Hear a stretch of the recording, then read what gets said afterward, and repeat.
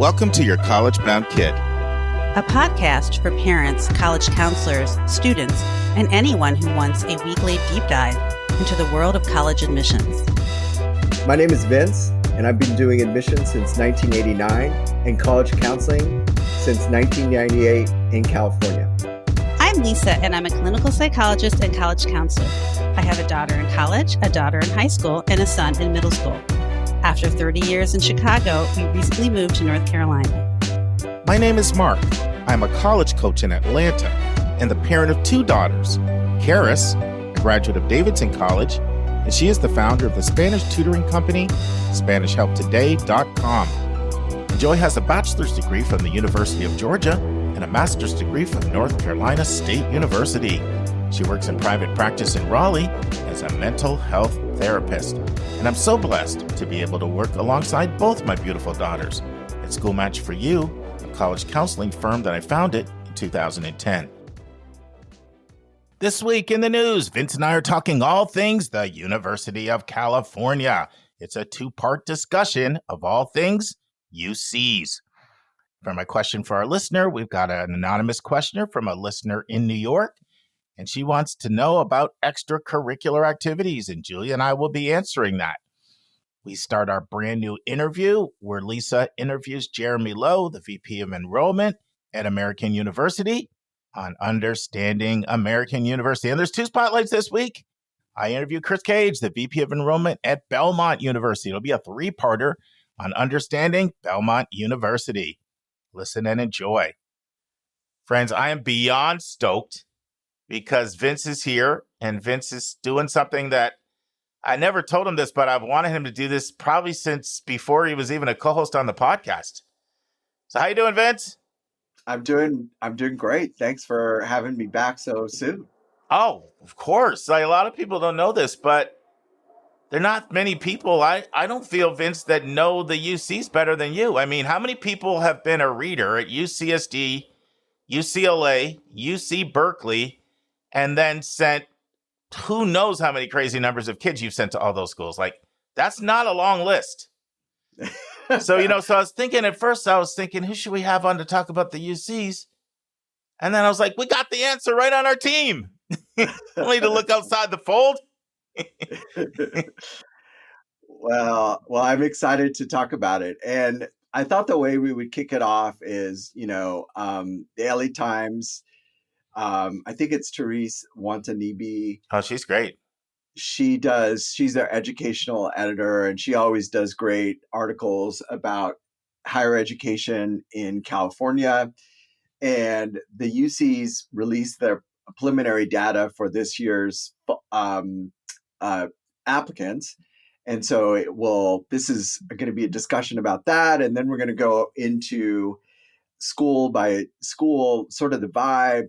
Nice. Not so much about admissions, because I think that's something that we can talk about in the fall, but just to give you a sense of some of the differences between the campuses. And I think that will really help people understand. Before we dive in, I got to give our listeners, an admissions tip, a big number in admissions vernacular. So the tip I have today is, this is mostly for seniors. When you're down to making your decision, don't turn to the rankings. So many times when people are down to the last, I know you get it because I get it. Which one's ranked higher?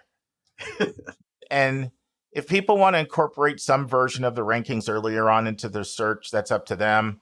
I do ask that they look at multiple rankings. They study the formulas. They consider rankings in individual majors. They use a more of a holistic approach if they choose to do that. And I'm not necessarily advising that they do. But if some people are going to do it anyway, and I'm aware of that, I certainly would encourage. I certainly think it's good to, if you know what you want to study, I encourage you to look at, programs that are strong in your area of interest. But when it comes down to making a decision, now it's time to look at fit. Now it's very personal. It's time for a complete focus on fit. It's not a matter of what some magazine says this school is. I always remember what Stephen Antonoff said when I had him on the podcast. Do we rank churches? Do we rank churches? You would think it would be crazy if we rank churches. Well, what makes us think we can rank schools? Right. Somebody worships in a more charismatic, celebrative mode. Someone's more reflective. So we respect that. And we think if anybody came out with a church ranking, we would say it's time you to go. You need to schedule something with Lisa here and see what's going on with you there. But I get that question a lot when it's down to decisions. Which one's ranked higher? And I'm going to go back to which shoe fits your foot better. Okay, which one will your kid have the best experience at? You take control. And so don't look at the rankings if you're down to your individual decisions. Last time Vince was on, we had DSAT for our admissions vernacular. Now we're going with PSAT. I've always grown up saying the PSAT, but a lot of people call it the PSAT instead of the PSAT. So we had DSAT, digital SAT. This week we're going with PSAT, PSAT. And the big number, I wish I had the exact number. I remember it's over 2,650 and it's under 2,700. But it's the amount of money in the most recent survey that the average school spends on marketing to get one student. One student, almost $3,000. Wow. That's a lot. I mean, that's everything, right? I mean, I'm sure that's going to be, certainly it's going to be looking at search. Yeah. It's both your ACT, they have their own search system. Encore, it's called.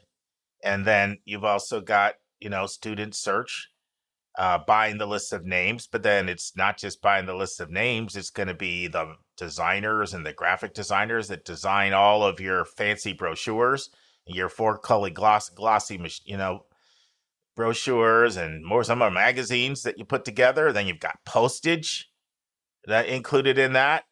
I'm sure when you're using third-party data quants to crunch numbers to help you with your data analytics and your predictive modeling, that's all part of your recruiting budget, predicting yield.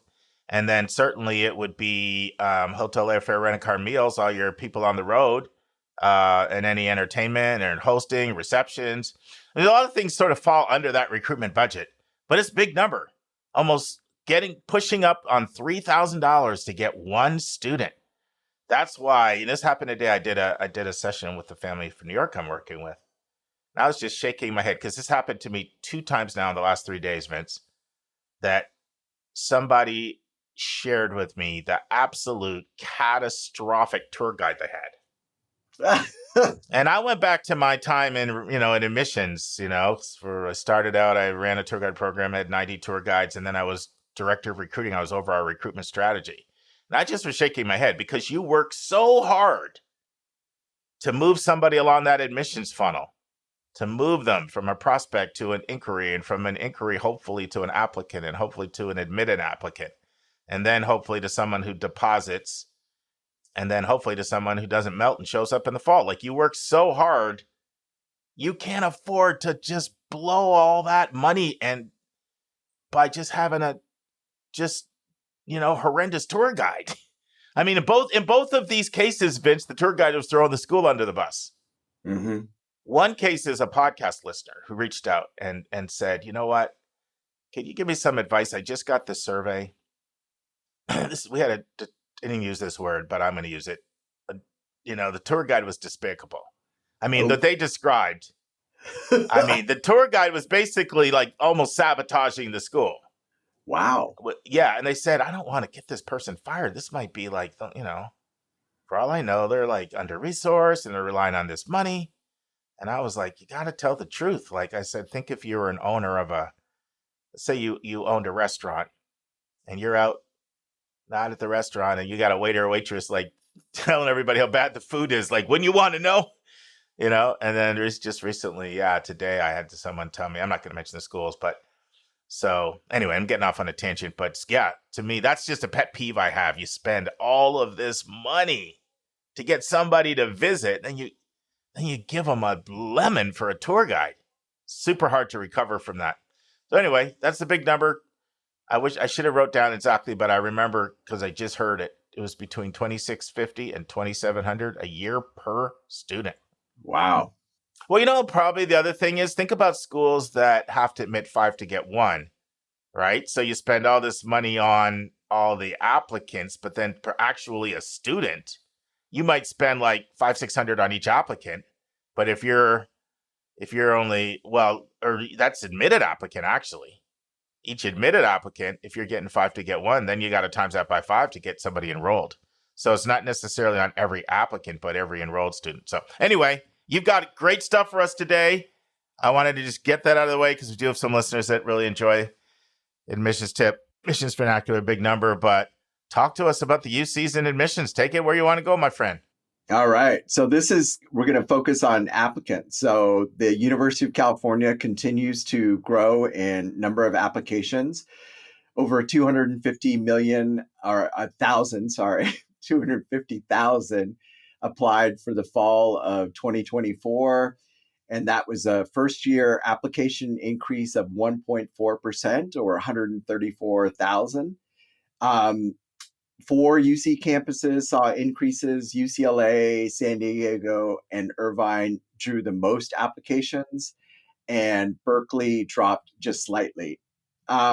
Applications from out of state fell, both in US and international based applications. And the top 5 colleges, I don't know, Mark, if you want to guess what the top 5 are out of state. Who sends the most? Yeah. I mean, what states are sending the most kids? Yeah, applicants from out of state. Yeah, I would say Texas, Illinois, New York. Uh-huh. Am I 3 for 3 on those? You're 3 for 3. You got 3 of the 5. Texas, Illinois, New York.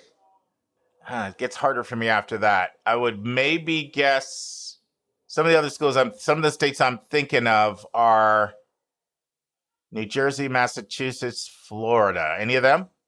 Yeah, one of them. You just said one of them. Who'd I miss? Which one did I not get? All right. So the 2 are New Jersey and Washington State. Oh, I should have thought of that. So close, Washington and to Florida, stay in the Pacific. Yeah, I should have thought of that. Well, 4 out of 5. Yeah. You throw stuff like that at me and you touch my competitive juices. That's why I threw it. So Texas, number 1, Washington, number 2, New York, number 3, New Jersey, number 4, and Illinois, number 5. So slight decrease because I think that the state of California, the governor and the legislature made a commitment to admit more Californians. So you're going to see larger California groups admitted in the fall. But and this is really exciting for the university, their biggest increase in applications came from transfer. So year out of the pandemic closures, they saw a robust increase in transfer applications by almost 11%. And colleges were really, really going after trying to increase that population. They also increased the number of underrepresented students. And in the state of California, Latinos are the largest percentage of applicants, 39%, followed by Asian American, 30%, white, 20%, Black, 7%. And they saw actually a significant increase in Pacific Islander and American Indian. So diversity increased. The other thing that's really interesting to me is that the number of low-income students, and that's the number of students receiving Pell Grants, continues to grow. It's almost 41% of the UC applicant pool.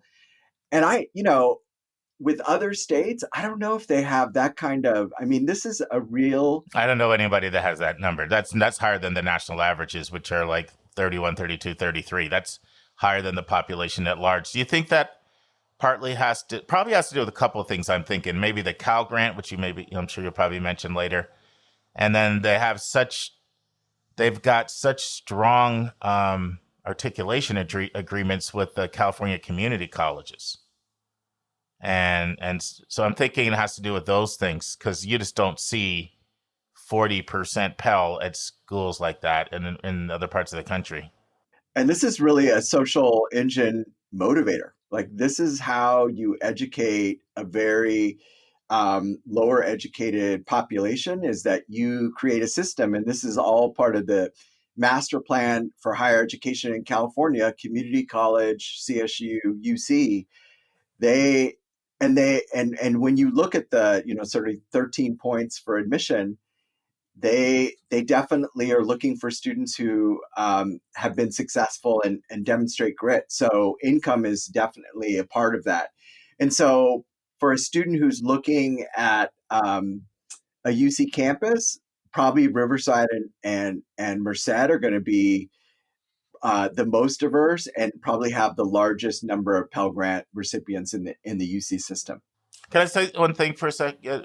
Sure. Sometimes I think UCs can get a bad rap from people that I would argue don't properly interpret data. And what I'm referring to is you never see the UCs at the top of the list for the highest graduation rates with, for four-year publics.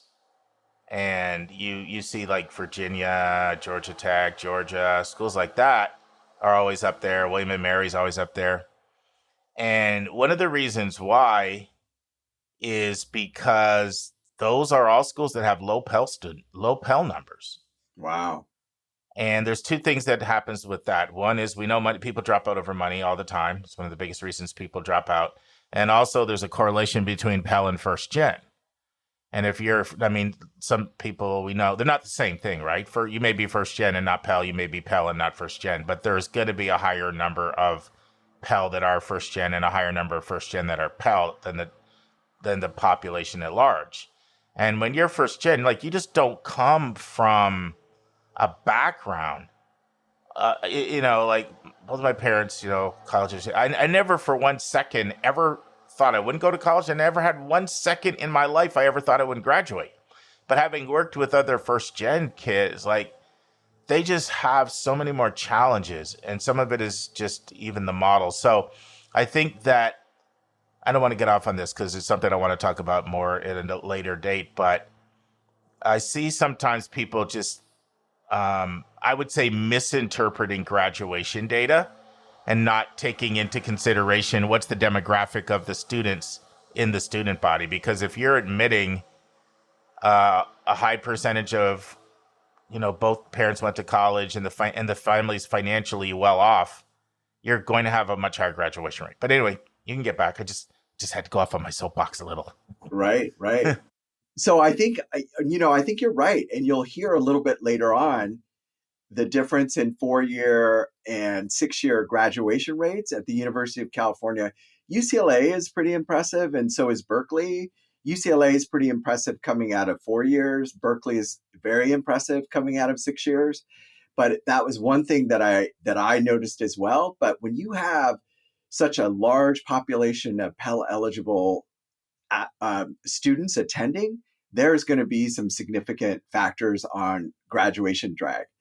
So the next campus I wanted to talk about a little bit was the tremendous increase for UC San Diego, both in their diversity numbers. They have 88,000 undergraduate applications. They're up 4%, and their transfers just shot up to 12%.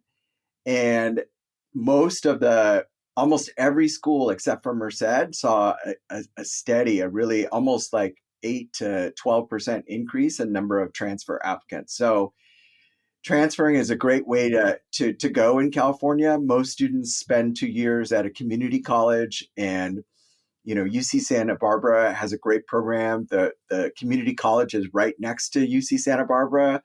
So sometimes you feel like you're at both campuses at the same time. You can live with UC Santa Barbara students. So that's a sort of a unique relationship between those two campuses.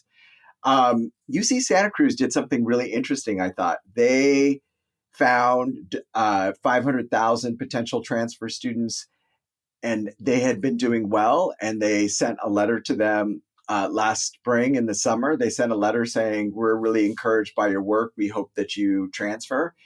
And they saw a 9% increase in the number of students who were choosing to attend or choosing to apply.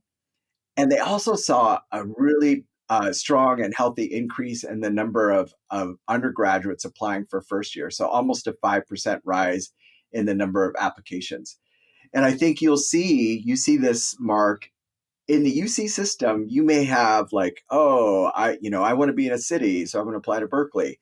I want to be in a program by the ocean. I'm going to apply to Santa Barbara or San Diego. But if you want a place, if you want a spot, a place to attend in the University of California, students are going to apply broadly because you just have to do that in order to make sure that you have options.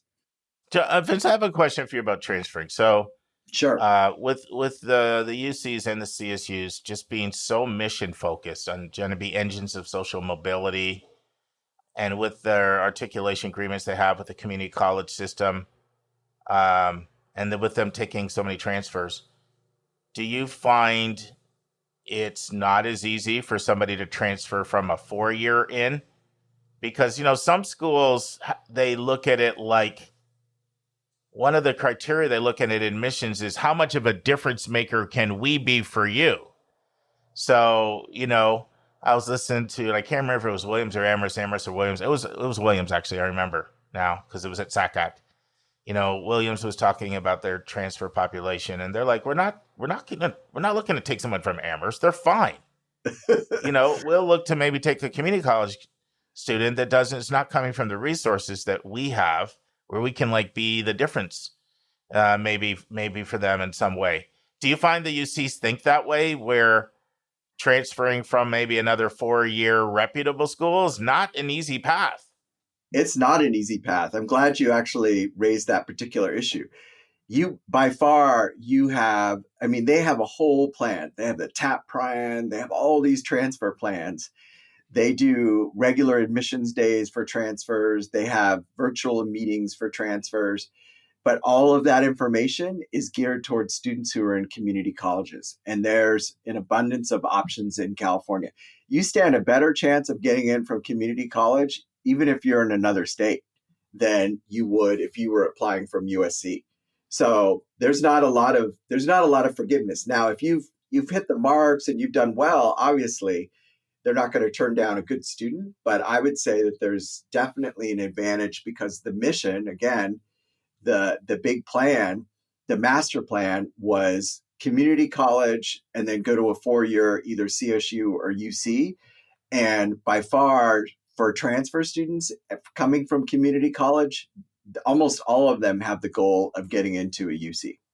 Do you find that's trickled down into the psyche or the mental awareness of any families that you encounter that don't need to go to community college because of money, don't need to go to community college because of lower grades, but they actually are strategic and think, you know what, this is maybe my path to a UCLA or my path to a Berkeley? Do you find people opting for it? Because I know in some states it's seen more as a last resort.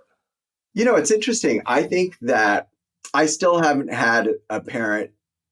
No, that's not true. I have had one family that felt like going to a UC or UC was really important and it wasn't going to happen out of high school. So they purposely started to travel down the community college route during the student's junior year. So they took 1 or 2 classes every semester between that and graduation.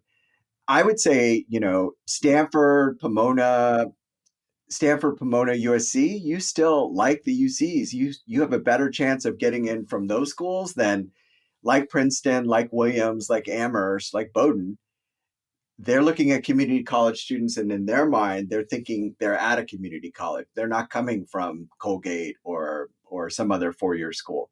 So occasionally I will have a student who will say, this is my goal, and I'd rather go to community college and get in that way than go somewhere I don't want to be at. Because that happened to me once, and I talked to you about it off air. It probably wasn't just philosophically probably a family that was probably the best match for me and my outlook and viewpoint, but they were a referral from someone I've worked very, very closely with for multiple kids, and they, they start this conversation. They're like, "Can you guarantee me my kid will get in a top 50 school?" Well, of course, we can never guarantee. And the student had a 3.1 or a 3.2. Oh. They were from like the greater LA area. And then they said, because if not, and they started telling me, they started saying, I can go to Santa Monica Community College and from there go to UCLA. So I don't hear that in other states. So that's why I wondered, is that a total outlier? But it sounds like you've also had that experience. It's not most people, but it's out there. It's definitely out there, and it's a certain ethnic community here in Los Angeles that might have that, might be thinking that. So, and I, from that one particular school and that one particular group, I would hear that conversation, especially if I'm working. Again, I'm still like stereotyping over the place, but they tend to be males. Well, the harder the UCs to get into, won't be surprising if 5 years from now you hear it more. Yeah. Well, absolutely. So that leads me to UCLA, who continues to grow in their applicant pool, 146,000 applicants this year, which is a 1.7% increase, and a transfer applicant increase of 13%. UCLA is really very popular. And part of that, I don't know if this is true for transfers, but I know for undergraduates, their goal in the next 5 years is make sure that you can live at UCLA for the whole 4 years. And that's going to really, I think, improve the residential and community programming. It will also make it more affordable. I only see UCLA continuing to get harder to get into. Is there any other UC that makes that guarantee, Vince, right now? Who would like to make that guarantee? No, that is doing it. Any of the 9 that are guarantee housing all 4 years? No. I'm not aware of any. Yeah. No. And UCLA isn't there yet either. So, but they've got plans there. Didn't they take over a campus? They bought 3. So Davis, which is saw a really nice increase as well. They're very close to 100,000. They're at 98,000. So they almost saw a 5% increase and a 12% increase in transfers. Davis is really popular because it's one of those campuses that the whole city or the little town around it supports the campus setting, and it's flat. You don't have to walk up and down anything. So Davis is a great opportunity. And this fall, you heard it first here, unless you read the article buried in the New York or the LA Times. They'll be offering a new major, business economics. I heard it because you and I talk on the phone. That's how I heard it. You told me about it. So I think you told me you're expecting it to be very popular. Yeah. So that will, I think Davis will go over 100,000 next year. And then at Irvine, another increase. They're at 122,000, a 1.3% increase. And listen to this, transfer increase of 14%. Wow. So everybody loves a transfer because you can't get in till you have 60 units. The chances of them finishing in 2 years, it's like 95%. Those transfers are golden for the University of California. And then what was interesting, I found in the article as well, is that they mentioned that Irvine was still doing a lot of recruitment out of state in the Pacific Northwest and the Northeast. And I think that's to elevate their national profile. They still have, they can't do over probably 15 or 16%, but they're going out there and making sure that people in the Northeast and the Northwest know that Irvine is a great option. And just in terms of, you're by Disneyland, you're very close to the beach, Laguna and Newport Beach. Irvine, I think, will also be a campus that you're going to see an increase. And then at Santa Barbara. Can I ask you an Irvine question? Sure. One of my California families ruled Irvine out because they feel it's more commuter. Mm-mm. Not true. Mm-mm. Okay. Yeah, big circles. Probably the most commuter of the schools would be Merced and Riverside. Mm-hmm. Because of cost and number of Pell eligible students. Santa Barbara grew to 75,000 over 110,000. So a slight increase in number of applicants. I think a lot of people shied away from Santa Barbara this year because they felt it's becoming increasingly selective. So I think people thought, okay, I'm going to try San Diego. You're going to always see some jockeying in places and number of applications between Irvine, Santa Barbara, and UC San Diego. They're going to change, but transfer applicants, they did a great job as well, with an 8% rise. And then Riverside had 57,000 applications, and they also saw an increase in 12,000 transfer spots. They had and then Merced, there was a huge increase, 14% increase in the number of first-year applicants, almost 30,000 applications, and then transfers, there was a slight decline. So admissions-wise, the University of California continues to be really popular, and I think part of that is just resources and overall cost. Although there are some great state universities, and if you take advantage of WUI, which is, what is that, Western? Yeah. Whatever Exchange is the last D. Yeah. Undergraduate and maybe undergraduate exchange. It's an exchange network for Yes. Western states where you can get reduced out of state tuition You could for WUI school. Mm-hmm. you could end up paying what's the equivalent to a CSU price. So there's still some ways for Californians, if they want to go in the Western United States, to have some great options. So any questions about admissions? Anything surprise you there, Mark? The one thing that you've said sometimes that has been a bit surprising to me, just in our talks offline, is that the sense I've got from you is that Irvine is maybe a little bit more selective than San Diego. And to me, like, they seem indistinguishable. And it's interesting how the UCs explicitly say that 18% firm out of state applies to San Diego, Berkeley, and UCLA. They single out those three. Now, I know San Diego is such a tech power, and I know those tech schools tend to really draw out of the country a lot as well. They draw tons of international applications as well as all around the country. And I'm thinking that's part of the reason why they had to put San Diego there with Berkeley and Irvine. But I'm sorry, Berkeley and UCLA. So so maybe that surprises me a bit. And, you know, a sense I've got from you is that Irvine maybe has been a little bit more, correct me if I'm wrong, either selective or prestigious within California than San Diego. Is that fair? Because I've sometimes, okay. Because I didn't think that, but maybe I got the wrong impression. Okay, so then that's not true. All right. Yeah. I think the difference is that UC San Diego is in La Jolla, and La Jolla is a very closed enclave community. I mean, that is a beach community.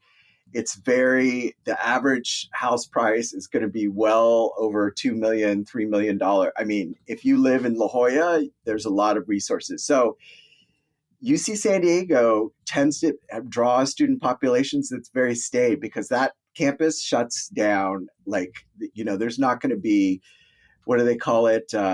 What's that new word? Dager? There's no dagers at UC San Diego, which is a combination of day, rager, party. Thanks for interpreting it for me, because I'm really clueless with pop culture on these things. Well, it was funny. I just heard that term last Friday, and I'm like, oh, he's at a dager. And I'm like, what's a dager? Day party. So anyway, so at Irvine is also in such a nice, safe community. It's a plan. Remember, Irvine is in a part of a planned community where the surrounding area, there's no need for gentrification, because it's all, the standard of living is also very high, and it feels very safe. And then you have in terms of closeness to beach, you're going to be, you know, less than maybe 20 minutes from the beach if you're at UC Irvine. So it's also another popular option. But I think in terms of reputation, one of the things I discovered, you know, as we talk about the different campuses, is that UC San Diego was an outgrowth of the science work, especially in marine science, that they did at Berkeley. So before it became a UC, it was kind of an outpost for marine science for UC Berkeley. And so that might explain why it has that strength. I think you're going to see tech centers are going to be, there's increasing tech center in Irvine. There's one in Los Angeles, and then there's another one in Northern California. And so when you have all of those opportunities, you're gonna see students flocking to areas that they think are safe. And then number two, reputation is strong. And then number three, is the kind of campus that I want? And most students, if they had their druthers, they probably would apply to the schools that have probably the most fun and the academic profile nailed down, and that would be Berkeley, Santa Barbara, and UCLA. Do people think of Berkeley for fun? It's a lot of fun. All the students Because I think of Berkeley as it can be pretty, a lot of academic drivenness there. There is a lot of drivenness there, but I think they also have a really good time. Every student, the city life.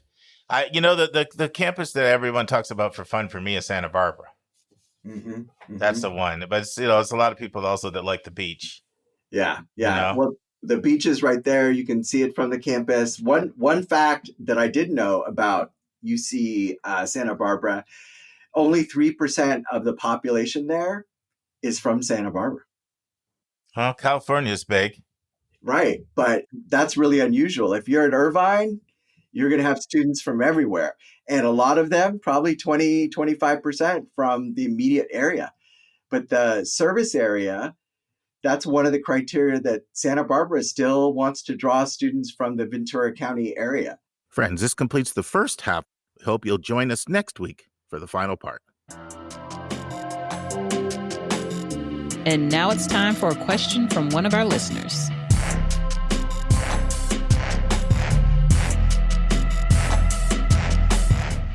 All right, Julia. Boy, you and I are getting great questions. I feel like this is 5 or 6 in a row.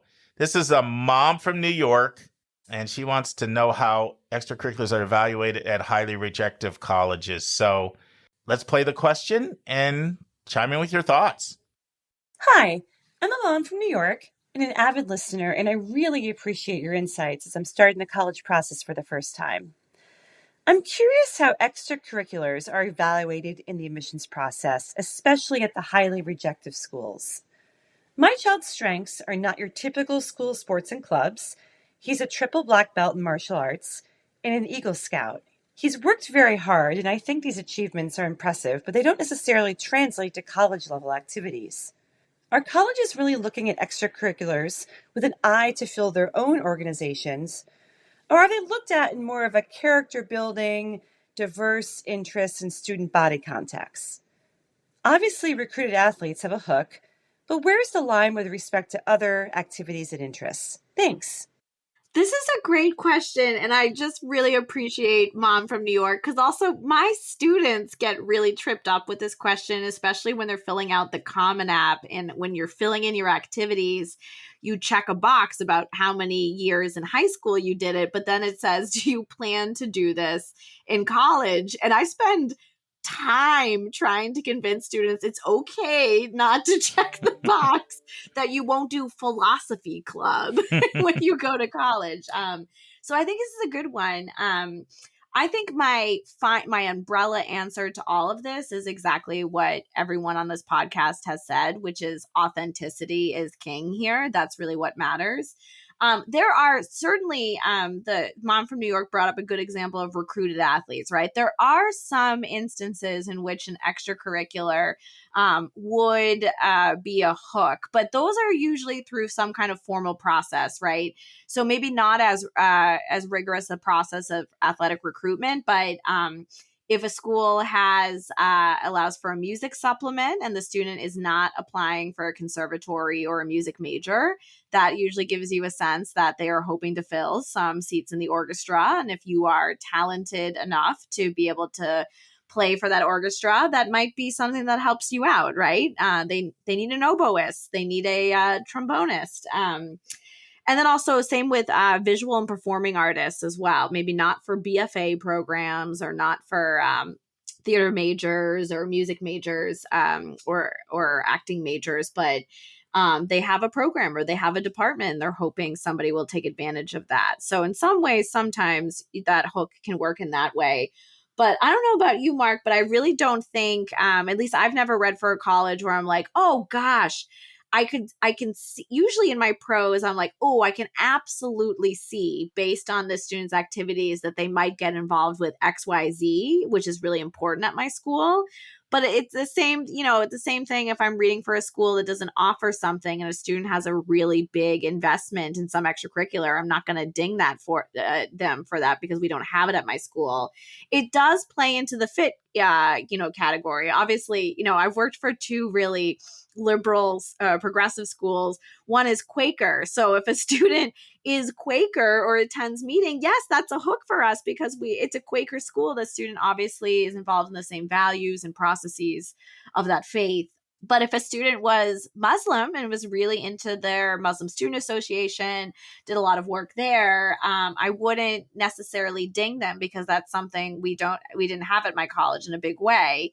And in fact, if anything, it might actually help them because I'm like, that's so great that they're doing something that we don't have. And it would be great that they could maybe lead some initiatives on campus.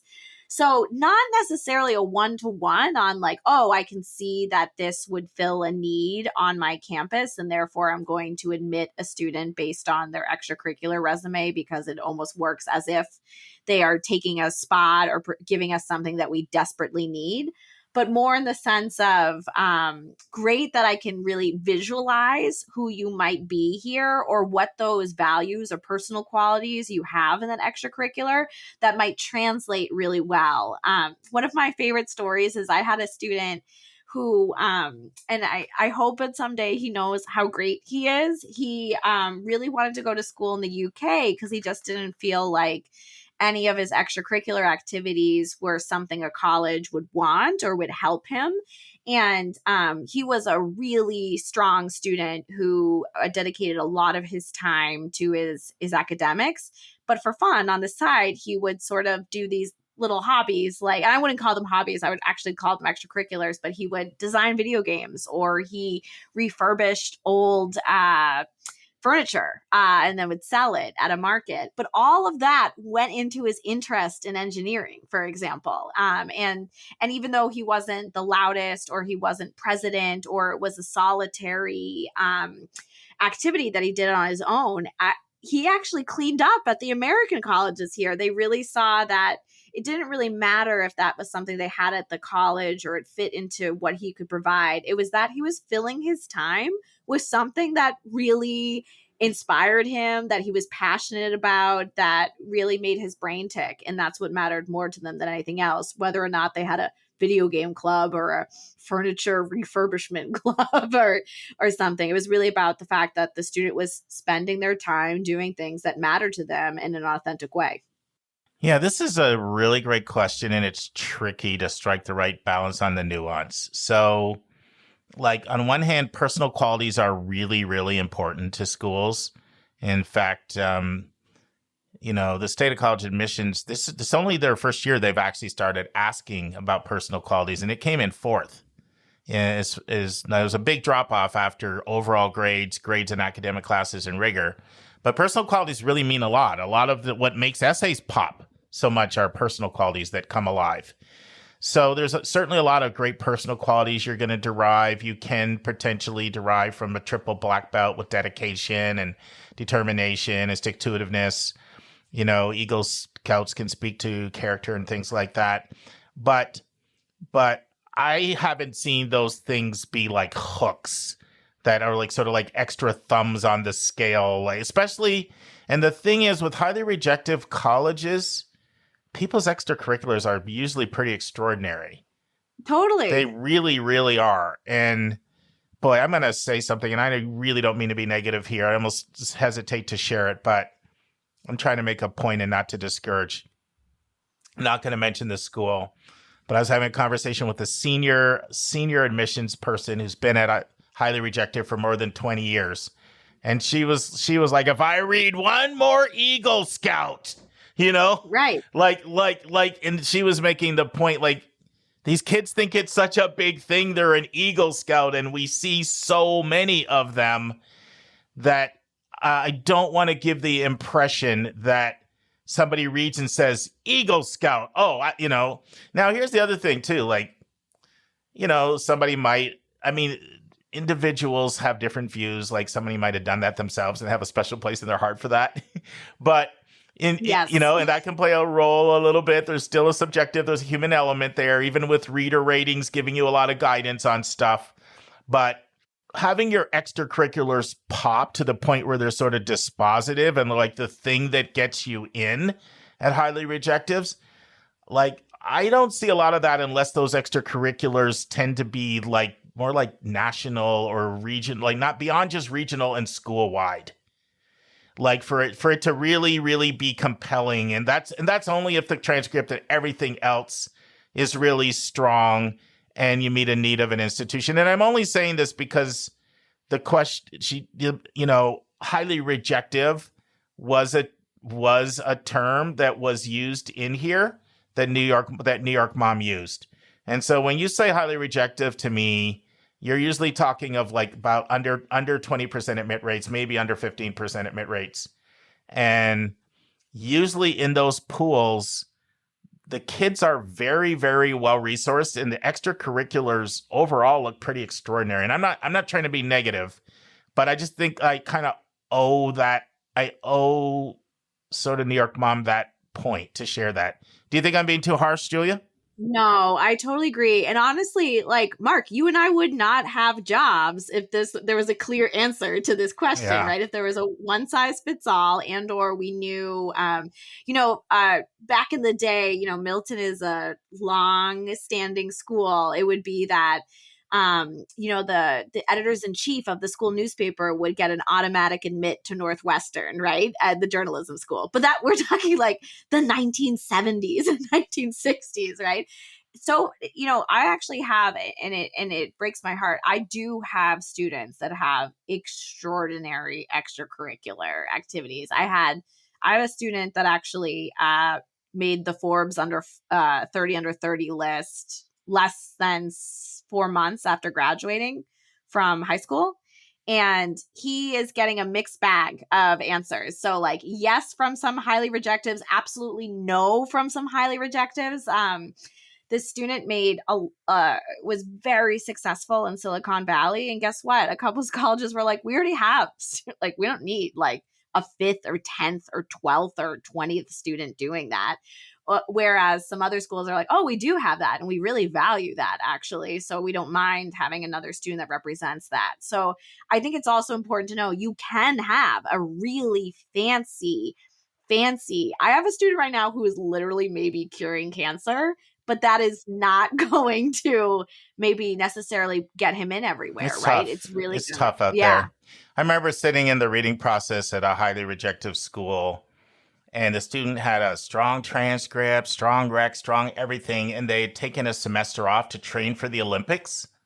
And the student didn't get in. It like didn't wow the committee. It was kind of like, this is like they're training for the Olympics. It's nice, but I don't think so. Blah, blah, blah. Just moved on to the next one. I was like, training for the Olympics. This wasn't like somebody like with C's or, and so, so I just don't want to give the impression that highly rejectives see a triple black belt and Eagle Scouts and think, okay, that's a reason we're going to admit.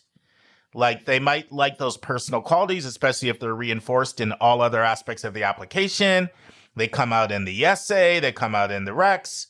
If there's an interview or any other thing, they see a reinforcement, and those are things that they're particularly looking for. Like I'm not saying the student's not getting in. We don't know. And, we don't know. There's so much we don't know. We couldn't even possibly do that and be responsible.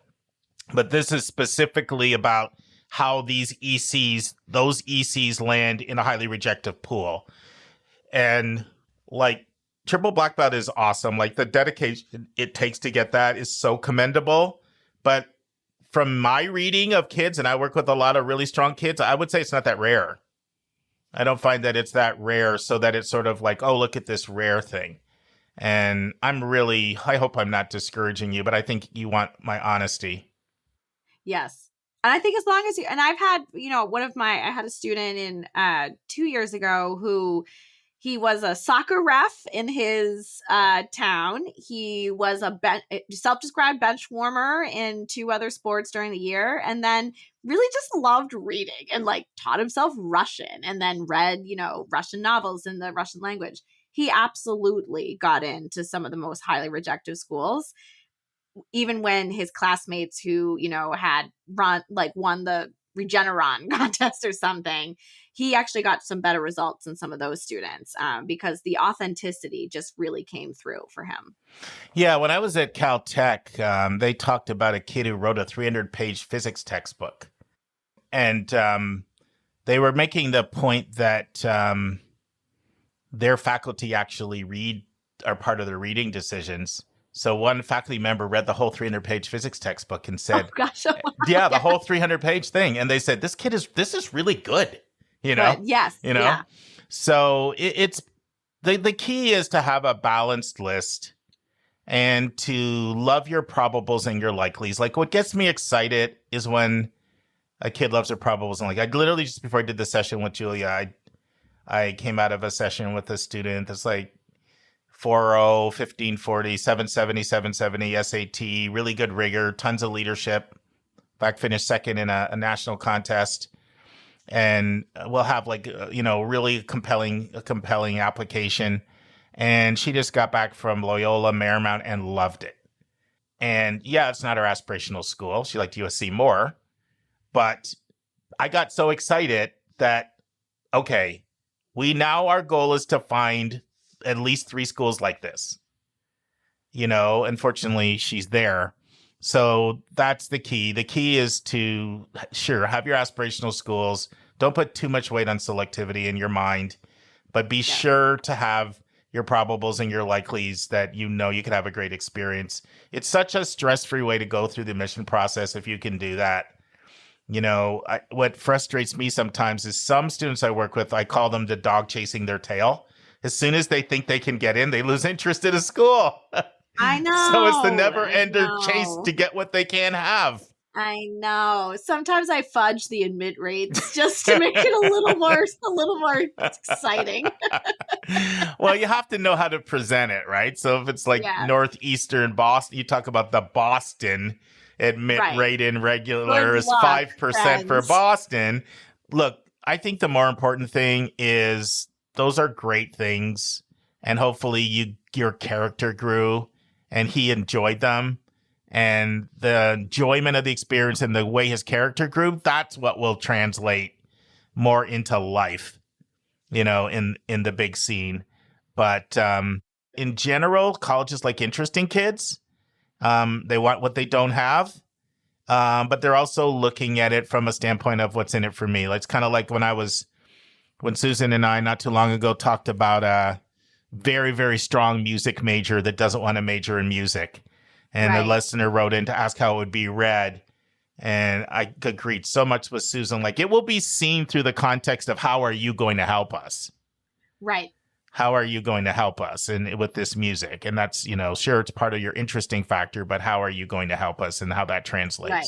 So if you're not going to do that at the college and they know that, it's not going to help you. It's not going to be a hook. Yeah, like I think a lot of times when I'm working with students, I try to, if I can do it with authenticity, I try to look at how can we turn this into something that can help the community.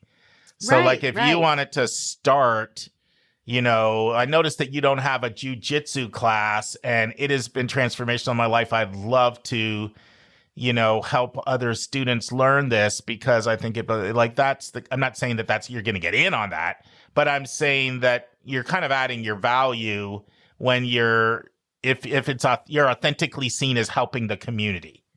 Right. Whatever. And sometimes students are so me that it doesn't land as well as when it translates into how it can help us. Right. Exactly. And now this week's interview with a special guest.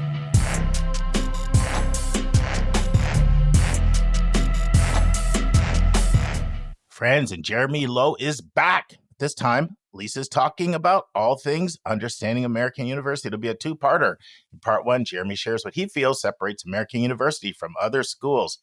Jeremy talks about how AU students benefit from AU's education. Jeremy highlights what he regards as AU's strongest programs. You may be surprised by some of the ones he shares. Jeremy shares some of the statistics about AU. Jeremy talks internships. He tells us what LSP is. He talks about the hands-on learning opportunities at AU, and he talks about AU's diversity. Listen and enjoy. Now, I know we wanted to switch gears a little bit and talk about American University. And as you're quite familiar with it, I guess I'm interested to knowing what things you think are particularly unique to American.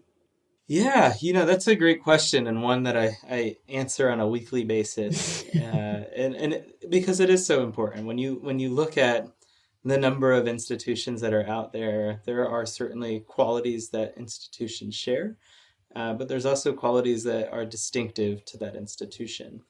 One of the things that I think really, solidifies AU as a differentiator in the marketplace is our commitment and our focus to hands-on learning, experiential learning. For us, that's mostly seen through research at the undergraduate level, internship completion, and study abroad. And it's not that you can't do these things at other institutions. You can. At most institutions, students are doing these things. But they're such a part of the experience here at AU that it's a majority of our students are participating in these endeavors, and they have lasting impact on their college experience, and they prepare them well for success after college. So I think for internships, for example, over 90% of AU students will do at least one. And Washington, D.C. is such an excellent place for internship completion.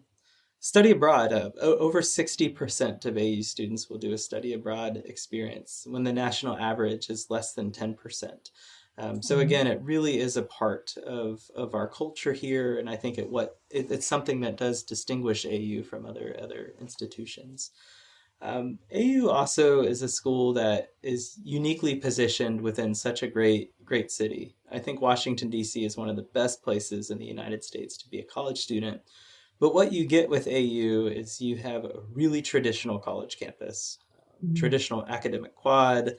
The campus is relatively contained within the same area, but you're less than 4 miles from the heart of downtown Washington, D.C. It's metro accessible, it's easy to get to, so you have both a traditional college campus experience as well as a metropolitan experience. And that can be really difficult to find in other schools that find themselves in big cities. There's schools that are in a big city but have a very urban campus layout. And for AU to have both a traditional campus and be in a bigger city, I think is a really unique combination that sets us apart. Yeah. So what do you feel like? I mean, I'm sure all your programs are great, but what are some that you'd like to feature today that you feel like are really strong or really?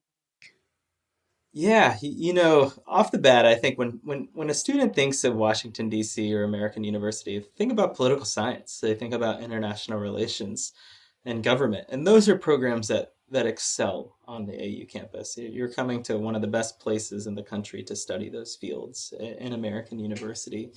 But I think what is often lost with prospective students is this notion that a school like AU and a place like Washington, D.C. are more than just places for students interested in government. I think programs at AU that do really, really well are programs like business administration, for example, or finance. Because if you're a business student, Washington, D.C. is the intersection of the public and private sectors. So you get this really unique landscape to perfect your craft and invest in the field in a setting that is considered atypical for the business field. But there's also a lot of companies that are headquartered in the DC area. There's a lot of really excellent opportunities from a government connectedness standpoint where you're interning with government agencies that are business adjacent. So I think business is an excellent option. The sciences, STEM intensive majors too, are kind of overlooked at AU for a lot of students. So AU doesn't have an engineering school, but we do have excellent programs in biology, biochemistry, physics, computer science, mathematics. And I do think that AU provides such a strong experience from both a research perspective as well as a teaching perspective. Our average class size is quite small. It's only 23 students. Student faculty ratio is 11-1. So you're going to be in an environment where you can connect with your professors who are expert researchers within their field of study. There's excellent laboratory and research opportunities on campus. And you're also in a city that is strongly driven by STEM intensive pursuits. So internship opportunities abound. There's excellent research opportunities in the greater DC area. So it really is a place where if you're a STEM student, you might be considering a place like Boston or the Bay Area in California, but Washington, D.C. is an equally strong destination for a student interested in a STEM field. AU has always been a school that prioritizes and values the performing arts and artistic pursuits. And I also think if you're a humanities student, you will find a really strong environment here at AU that'll nurture your passion, provide you with spaces that will heighten your contributions within your academic interest. And you'll find a community of learners that are equally passionate about creative pursuits. So you can really kind of outside of those government majors that do so well on our campus, you'll find these other pockets of academic strength throughout our academic program. Yeah, when I visited last summer, I was really impressed with how customizable the majors are. Yeah, there's a lot of flexibility within the curriculum, and I think that's something that you don't often see at research institutions of our size. When an applicant applies to AU, they're not applying to a major or to a school or college. They're applying broadly to AU. Students are admitted broadly to AU. So you're not competing for a limited number of slots within a particular major. You're not limiting yourself to a singular academic focus. And you will find within a lot of majors, there is the opportunity to pursue coursework outside of your academic program, and in many cases outside of your school or college that you're studying in. And for a number of students, they'll realize this through a second major or a minor program of study. And about 40% of our graduates every year will graduate with at least a minor in addition to their major. So your point about academic flexibility and a student's ability to pursue different academic interests, even if they're going to be very different, is certainly something that's possible on the AU campus. Yeah, our tour guide, I think she was studying communications and the law, which, was just I thought I'd not seen a program like that anywhere else. And I thought it was really interesting. Yeah, so interdisciplinary studies is woven throughout the curriculum at AU. So that example is a perfect one. So within the AU School of Communications, students are required to have at least a minor outside of their communications major. So yeah, that student was probably majoring in communication studies or journalism and legal studies. So you do have the ability to pursue kind of complementary programs, but also programs that pair really well together, even if they're in separate disciplines like communication studies and legal studies. Let's take a break to learn about Mark's recommended resource for the week.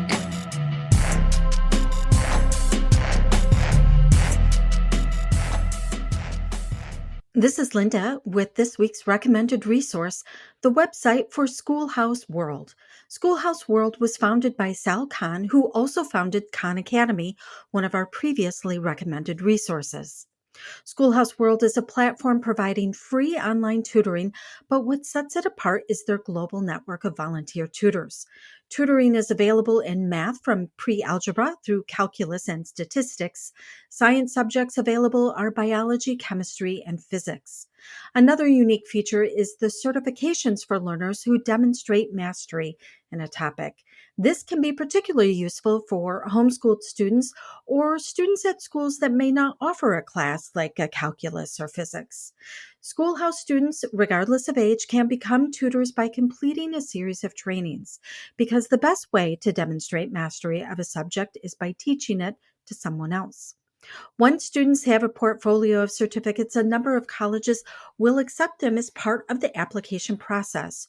Currently, their partners include Brown, Caltech, Case Western, Colby, Columbia, Florida State, Georgia Tech, Iowa, MIT, Northwestern, University of Chicago, University of Southern California, Vanderbilt, WashU, Wisconsin-Madison, and Yale. Find out more by visiting Schoolhouse.world. So tell me about like your internship placement program. You've got such a great success rate with that. How do you help students find their internships? Yeah, you don't get to a 90% completion rate without the university playing a really proactive effort in making that happen. For most students, internship completion starts with our Career Services Center. They are the go-to place on campus for career preparation and exploration. But that, for many AU students, happens well before their senior year of college. So students that are starting an internship or looking to do an internship, most will go to the Career Services Center, who have a catalog of opportunities for them to consider. They can assist with the application process, help students prepare for an application through mock interviews and so forth. We also provide resources for students to complete internships that might require travel or a specific type of technology or resources to ensure that they have access to those. And I think a lot of people, when they think of internships at the college level, they think of summer internships. Uh, in the summer, I'm going to participate in an internship when I'm not in classes. But most of our students are doing internships during the fall and spring semester while they're also taking classes at AU.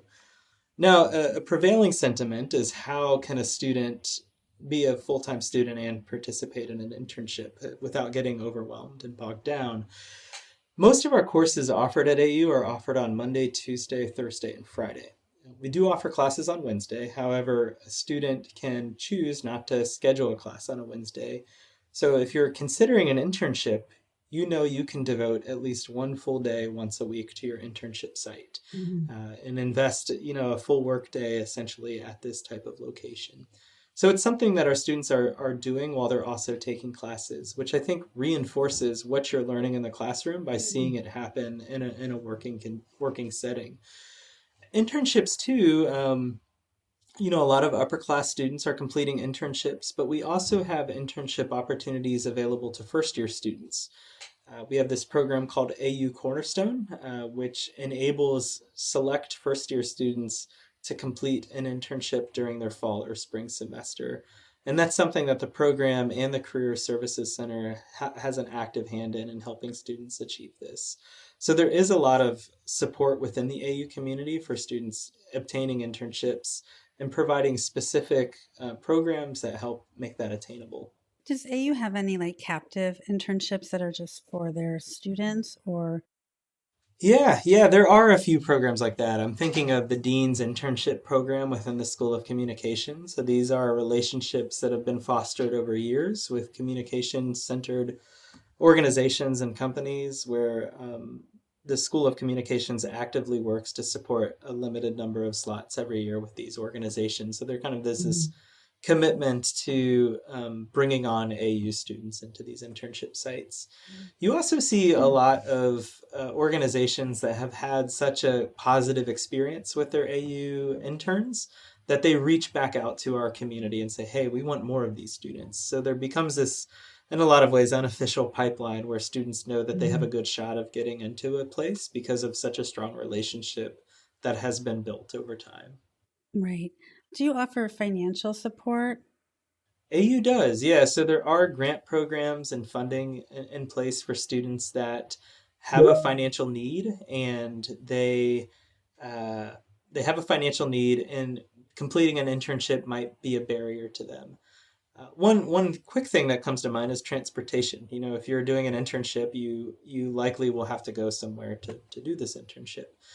But all students, through tuition and fees, get unlimited use of the trains and buses in DC. They get unlimited use of the metro system.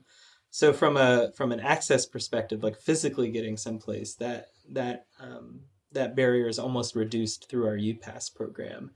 There are also grants to help. And I remember this really vividly. I don't think I owned my first suit until junior year of college. But if you are going into a professional setting, you may need a wardrobe that you don't yet have, and acquiring that type of professional wear might be challenging for some students. So AU does have grants and financial support for students to kind of close some of these gaps and barriers that might persist, that allows them to have a more fuller and equitable internship experience. Yeah. Oh, that's great.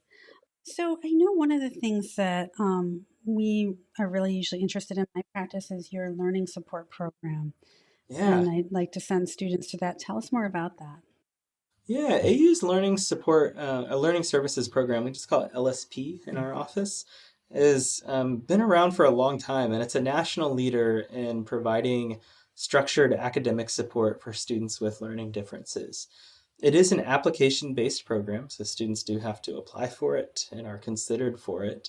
And each year the program enrolls between 30 and 50 students will come in as a learning services program student. And the program broadly serves students that have a language-based learning difference. So, and there are also other structured support opportunities that are available through the Academic Support and Access Center. But the LSP program has long been something that students seek out because of its strong reputation for providing a high quality college experience while also providing the structured support that a student needs to help accommodate their learning difference. Yeah, I know that they have like a really big writing component too, which I think is great because that's sort of the basis for everything for They most students. do. Yeah. I think written communication is one of the pillars of success in college that is often overlooked by prospective college students as they're entering the application process. But you quickly realize when you get into a college classroom that written communication is going to be an incredibly important part of college success. So for students with a language-based learning difference where writing might be a challenge, there is a lot of structured support in place to help students thrive in that type of within those types of expectations. Right. So, what kind of student do you think does well at American? Yeah, that's a great question. I think students that are interested in an active learning environment do really well. So they're not passive learners. They're curious. They like to ask questions. They like to engage with peers. They're comfortable understanding and appreciating different ideas, ideas that are different from their own. Uh, Respectful dialogue and discourse, I think, are paramount within our community. I mentioned the hands-on learning piece. I think students that want to see learning happen in a real world setting will appreciate a school like American University because they will have so many opportunities to learn in a hands-on setting. I think students at AU who do really well also appreciate being in a community that is representative of the world that we're in.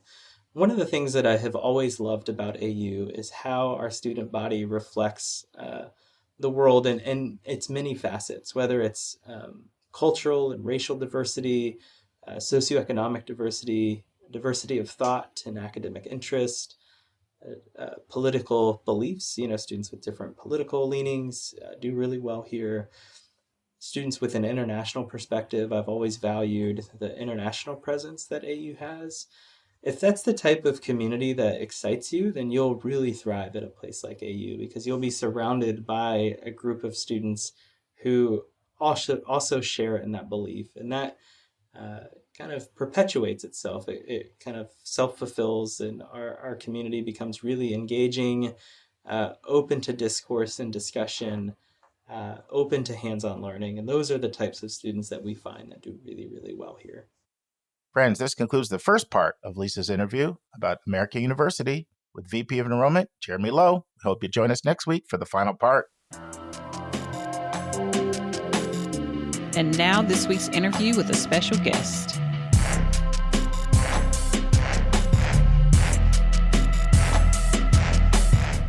Friends, Chris Cage is back, the VP of Enrollment at Belmont University, and we're talking understanding Belmont University and what's going to be a three-parter because it was very lengthy, but very good. In part one, Chris talks about how Belmont utilizes Nashville. Then Chris explains what Belmont East, Belmont West, and Belmont Atlanta is. Chris talks about where students stay for Belmont East, Belmont West, and Belmont Atlanta. Chris explains what Be Well, Be You means. Chris talks about Music Row, the music business program, and the nursing program. And he talks about the investment Belmont has made into facilities. Listen and enjoy. Well, let's talk Belmont. So one thing that you said that stood out to me right away on the visit there, I was there on June 9th, was the transformation that Belmont has undergone going back from 2002 to being a small Baptist college to almost quadrupling. Talk to us about what's gone on in Belmont from 2002 to now and how all that happened. Yeah.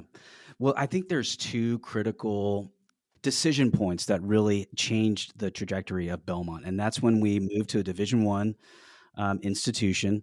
And I believe that happened in the late 90s.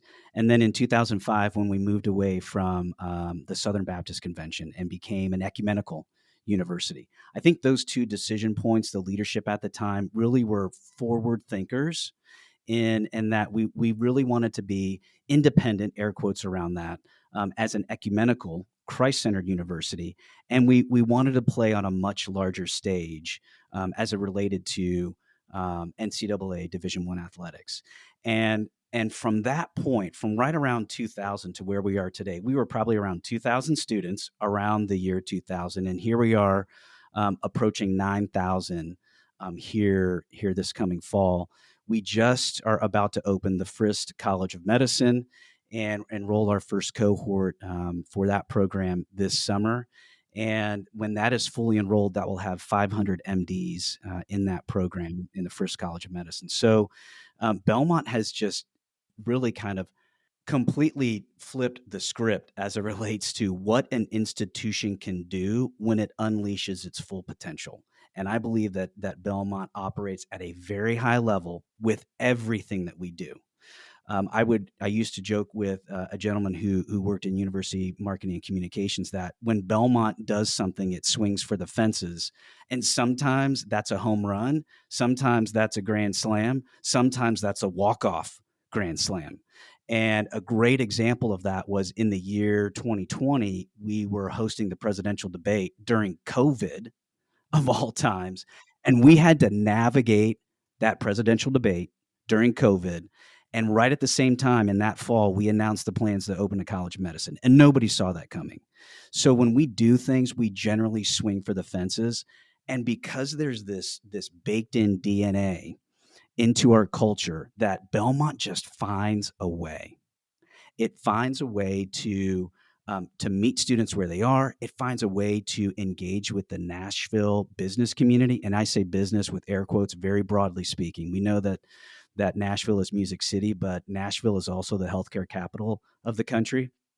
And we come alongside all of these businesses to say, and I think there's 40,000 businesses in Nashville. We come alongside them to say, what are the skill sets that you want to have in your future employees, and how can Belmont be a good partner to you? Oracle is a great example of that. They're moving 8,000 jobs here from California, and our leadership has met with the leadership at Oracle to find out that exact question. And surprising to some, it's not necessarily coding, it's not necessarily the analytical skills, because those can be taught, but they really want, like you said earlier, analytical thinkers, critical thinkers, somebody who can make a well-informed decision, do some research, and then move forward. So Belmont has just, as Nashville has changed over time, and really Nashville 20, 25 years ago was a very different city than what it is today.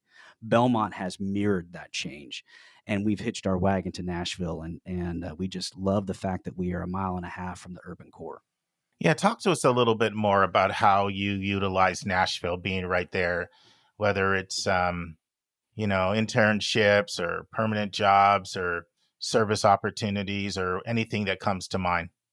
Yeah, so community service and community engagement is a critical component to the life experiences for our students, faculty, and staff. We are engaged in community-based organizations, other nonprofits, other NGOs, and for-profits here in the city, whether that's for internships, and clearly a lot of students are doing their internships right here in Nashville. The majority of our graduates stay here in Nashville upon graduation. They might move elsewhere after the fact, but we have a lot of Belmont grads that are right here in Nashville. 800 businesses have been started by Belmont graduates, 800 businesses. Wow. And so there's this entrepreneurial mindset where if you come in as an 18 or a 19-year-old and you're able to intern with someone, with an organization, and you're able to kind of discover really what you're passionate about or what you're really, really good at and what the world needs. I'll go back to those three questions. What am I good at? What am I passionate about? And what does the world need? And then all of a sudden you feel empowered to be a dreamer and help reweave the social fabric, kind of folding in some of those pathways that we've talked about before. That is what allows us to have these amazing opportunities for our students right here in Nashville. But we don't just do it here. We have opportunities in Belmont East, which is in New York City, Belmont West, which is in LA and Hollywood. And so students are taking a full load of coursework. They're in a residential living unit with a live-in faculty member, and they're interning in that city. It's just unbelievable opportunities for our students. And then we're launching in the fall of 24, Belmont Atlanta. So for our Hey. for our Come on down. the ATL, we're coming. So for our students who are aspiring to get into the film industry, which we know it's booming here. The film industry is booming in Atlanta. We want to give our students those experiential opportunities where they can learn, okay, I think I want to be a production assistant, but what does that really mean? And then they come away from that experience and they're either, jumping into the deep end and they're loving it, or they're kind of making a pivot and shifting to think about, all right, maybe I thought I wanted to be a PA, but now I want to do something similar, but it's in a different space in the film and entertainment industry. So just unbelievable opportunities right here in Nashville, and then further afield in places like New York, LA, Hollywood, and Atlanta. Talk to me a little bit more about these, whatever you call them, satellite campuses or, different locations. So you've got a faculty in residence there. Like where does the student stay? So the students are living in a residential unit. It's something that we lease or rent, and the students are together in that space. And then their internships, they won't find out about their internships, I believe, until they're actually there physically in that location. But yeah, they're getting plugged into the city, and really this started out years ago. Given Belmont's history within the music industry, we have a lot of alums in New York and LA, and we wanted to connect our students to those alums in that industry because those industries are tough to break into, and we want to give our students every opportunity they could possibly dream of to get plugged in and get connected with our alumni base and with the industry. I want to come back to the music in a second, but I want to ask you, I believe this is your motto. If it's not your motto, I heard it a lot when I was there. It was the phrase, be well, be you. Tell me what be well, be you means.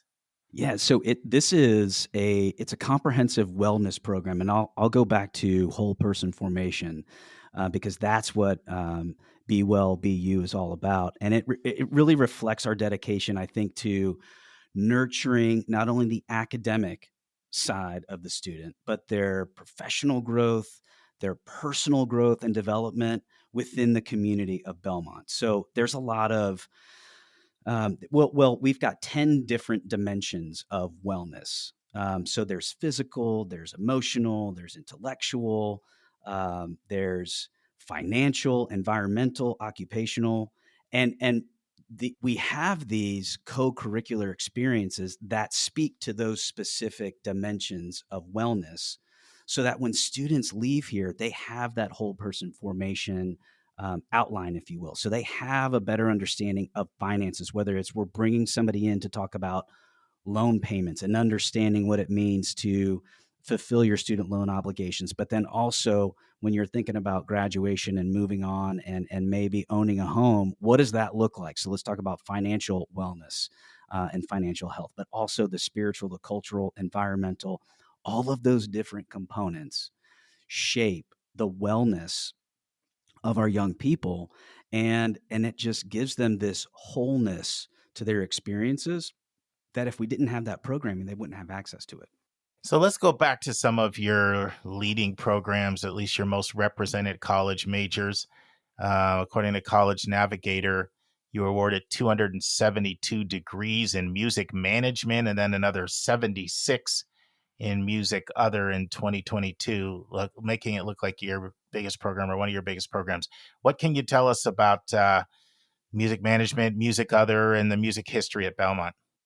Wow. So 50 years ago, we started the music business program at Belmont 50 years ago. And I don't know, honestly, I don't know what was in the water 50 years ago at Belmont, but something was going on. We started music business 51 years ago. We started the business program. And 51 years ago, we started the nursing program. So something was happening with the leadership at that time where they said, how are we preparing students for these opportunities that we see in the broader Nashville community? And the history between music business and really songwriting in particular was that the industry, which we sit at the top of Music Row, our campus starts at the top of Music Row.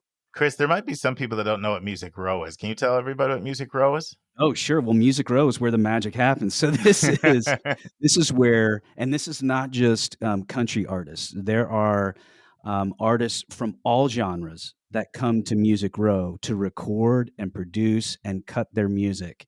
The folks that come are, again, from all genres. You'd be surprised to know that the types of A-listers that are here on a regular basis recording their music. And we own a working live studio on Music Row. It's called Ocean Way. And what's amazing about that opportunity, talking about experiential learning, our students are in there working with these professionals, learning how cutting and editing a record, what the audio engineering technology is like within that sort of space. So it is just unbelievable when I think about the practicality of somebody who is interested in one of our programs in the Curb College, the College for Entertainment and Music Business. So there are just these remarkable opportunities. But yes, Music Row is where everybody and anybody in the industry comes to record. And it's a street that is very unassuming. You would not think that these are recording studios when you drive down it, but we sit right at the top of it. And where I was going with that story was that the industry came to Belmont, I think, because of our proximity, but also because we have this entrepreneurial mindset and this innovative spirit at the university. The industry came to us and said, we really want to develop this new program in music business and songwriting so that we can work together and have Belmont kind of be an incubator for working within the industry. So that's kind of how it started. And there are so many accomplished. I would sound ignorant because I don't know of all of the successes that have come out of Curb College. But I mean, some contemporary individuals that folks would certainly know of, your Brad Paisleys, Josh Turner, Trisha Yearwood, Clint Black. So certainly within the country music genre, but we also have gospel awardees, Emmys, Grammys. I think we had somebody who is relatively young that was nominated for 6 Grammys, and I think she's in her early 20s. So there are just unbelievably well accomplished individuals that, because of Curb College, we're now just everywhere within that industry. There are people that say, who work in publishing or who work in managing artists that say, I work with Belmont graduates on a daily basis. And I don't think that's any sort of false bravado. I think that is absolutely true, where because of our history and because of our background and because of the known quantity that comes from a Belmont graduate that is out of the Curb College, those industry professionals know what they're getting. Well, I'm asking you about another marquee program, your nursing program. But before I do, I'll tell you a story I never shared with you. I have a student in your freshman class having a great time. She's a nursing major from Northern California, and she was only interested in direct admit programs. Yeah. And when she got to your campus, it was over. So she fell in love. So it's a twofold question. Tell us more about the nursing program and talk about the investment that's been made into your campus, which is quite striking. So I'm going to back into that and talk about the investment first. So over that 24-year period that really kind of marked the transformation for Belmont University, the university's invested $1.3 billion with a B into this university's infrastructure. So our physical footprint, the majority of the buildings that our students learn in, engage with their fellow students in, are all relatively new within the history of higher education broadly. So Belmont is rather contemporary in that sense, that The majority of the physical spaces are new. There's always cranes on campus, which is very exciting for our students. And there's this sense of this place being so dynamic in that you don't know what might be coming next. So we've invested tremendously into the infrastructure of this campus, and that goes into the lab space. So I think with nursing in particular, that being a direct admit program, these students know when they come in for day one, if they are a nursing student, they're going to be in a learning environment that is practical in its experience, and it's very hands-on in the ways that we are going to train nurses so that they can be extremely professional, competent, well-versed for making an impact right away. But beyond that, I think what makes Belmont nurses so just remarkable is this level of compassion and this level of empathy. Our president shares a story where he talks with healthcare leaders across Nashville, and they will say to him, "Send us more Belmont nurses. We don't even have to interview them," because they know, just like within the music business program, those healthcare providers know exactly what they're going to get at their doorstep when it's a Belmont nurse. So it's that level of practicality, but I think this Christ-centeredness mission where we have Christ at the center, not our students, not our individual best interest, but we have this outward view where we want to take care of everyone else first before I worry about my own needs. And I think that is probably most represented in the nursing program. Friends, this concludes the first part of our 3-part interview. I hope you'll join us next week for part 2 of 3. And friends, on episode 424, Julia will be giving her feedback of any observations, trends, changes in selectivity, observations from this year's admission cycle. And I'll share a few things I never shared when Vince and I had that conversation. We'll have a speak pipe question that Julia and I will discuss. And I've got a bunch to pick from because we recorded about 6, and I'll pick it a little closer to the time. Hopefully one that's appropriate. And then Lisa has a brand new interview. It's a mystery interview. You got to tune in, but it's a brand new one. So we hope to see you on Monday. And friends, if you've ever emailed me, you know, at the very bottom of my email, I have a little saying, and it simply says this: your attitude, not your aptitude, will determine your altitude. Think about that because it's really true. See you Monday, friends. And that's our show. A big thank you to you, our listeners, for tuning in this week. If you find this podcast helpful, please follow us and you'll get every single episode as soon as it is released. If you're interested, there are a few ways you can really support our podcast. You can click the share button and send it to your friends and acquaintances. You can help us pay our staff and our expenses by donating on our website. You can write a review for us on Apple or Spotify.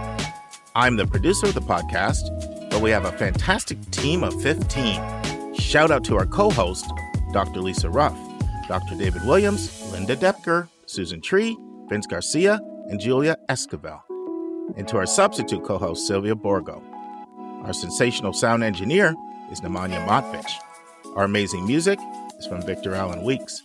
Marketing designs are from Kimberly Blass. Lily Parikh manages our Instagram. Our image editor is Talha Khan. Joyce Ducker does our website episode updates. And our webmaster is Stylianos Dimitriou. And if you want to have a coaching session with Lisa, Linda, or me, just text me at 404-664-4340. If you have a question you want us to answer, or if you have a recommended resource or article you think we should discuss, just send it to questions@yourcollegeboundkid.com. Our favorite method is for you to record your own voice at speakpipe.com/YCBK. By the way, check out our website where you'll find lots of content that is not on any podcast app. Our website is yourcollegeboundkid.com. If you want to learn about other hot admissions topics, follow us on Twitter at YCBK Podcasts.